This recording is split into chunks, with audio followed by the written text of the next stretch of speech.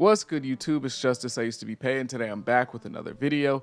And in this video, I'm going to be telling you why Clipse should win the Album of the Year award at the Grammys for Let God Sort 'Em Out. But before I get into that, make sure you leave a like, comment, and subscribe. Do all those things. It helps me out a ton. The Grammys and rap have had a, let's just say, complicated relationship over the years, with the Grammys treating rap like a redheaded stepchild, constantly neglecting it and refusing to give it the tender, loving care it rightfully deserves as one of the most popular genres of music in the country over the last 30 years. There are countless incidents to list in the history of the Grammys picking the wrong winner for Rap Album of the Year, or just flat out ignoring rappers having amazing years for any of the non-genre specific awards. From Macklemore beating Kendrick Lamar in 2014 for Album of the Year, a robbery so bad that Macklemore personally apologized to Kendrick, to Cardi B's Invasion of Privacy beating Travis Scott's Astroworld in 2019, which, for the record, not that bad of a decision, okay? I think it's the wrong decision. I think it's wrong. But Invasion of Privacy was low-key a banger, so, it's a bad decision, but I think it might have got a little overblown. There are a lot of examples that you can point to as the Grammys getting Rap Album of the Year wrong, but this year is a no-brainer. There's absolutely no way they can mess this up. This is Clipse's award far and away.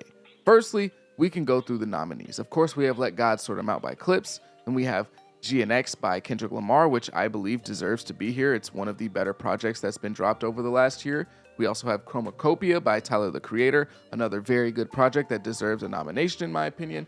God Does Like Ugly by Jid, a very underrated project, but that's kind of the story of Jid's career at this point, but still a very good project, and it definitely has an argument to be here. And Glorious by Glorilla, which respectfully just does not deserve to be here. I hate to point out the only woman on the list and say her album doesn't deserve to be here, but if we're being real about this project, it's just not very good. It's like a 5 out of 10 max. There are at least 2 albums that should have made it over that album. The first one being Alfredo 2 by Freddie Gibbs and Music by Playboi Carti. And I know that I'm a huge Carti fan, so this might sound like bias, but I Am Music is the biggest rap album of the year, so clearly people were enjoying it on some level. And again, this is me as a huge Carti fan arguing for a Clipse album to be the #1 album of the year, to win the Grammy for Album of the Year in 2025. A Playboi Carti fan, okay? I listen to all aspects of hip hop, but Playboi Carti is my favorite rapper, and I'm sitting here telling you today that this Clipse album is better than a Playboi Carti album that came out. Okay, because Carti doesn't normally drop music. So if I waited 5 years for this project and I'm telling you that Clipse is the right answer, that's how you know Clipse is the right answer here. This is gonna sound like glaze, but this album is quite literally everything you could ask for from a rap album in a traditional sense. Now, obviously, if you listen to Netspin, Osama Sun, and Nine Vicious, then not really. But if we're talking about what a rap album is and what you would want from a rap album traditionally, this is it. Beautiful production throughout the project, led by Pharrell. High-level lyricism and high-level rhyming with a high-level rhyme scheme throughout most of these songs, especially a song like FICO. There are good features on here to give the album some fresh legs. It's not like they're just throwing names on the project with no meaning, no nothing, just empty verses just to get some extra numbers. No, these are real contributing features.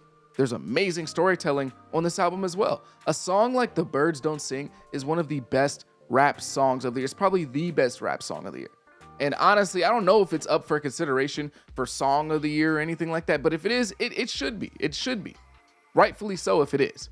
This album just has so many great performances on it as well. Pusha T, for the last decade, has been hitting on all his projects, especially if we're looking like since 2018.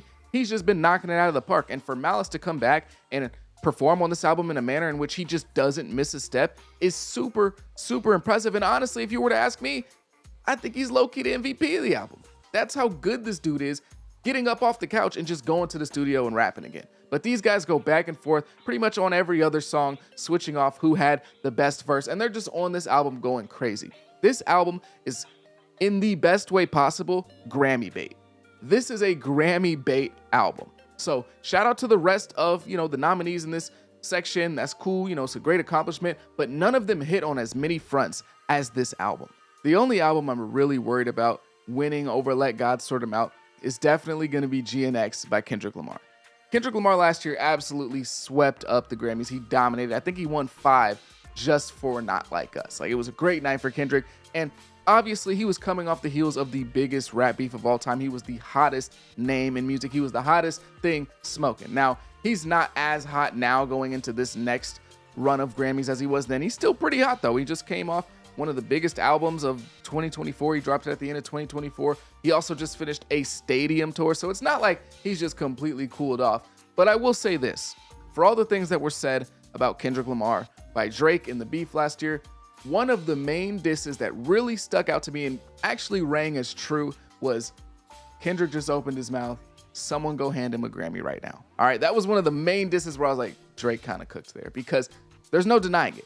The Grammys and really any high prestige award ceremony, they love Kendrick. They love to reward Kendrick, and rightfully so in most cases, okay? Rightfully so. It's not like it's just pure glaze for the sake of glaze. More times than not, it's the right thing to do to reward Kendrick Lamar. But these award ceremonies love Kendrick, okay? Every time he drops anything, it's up for Grammy nomination. It's in serious, serious contention. But this year, it's just not the time. It's not the time, okay?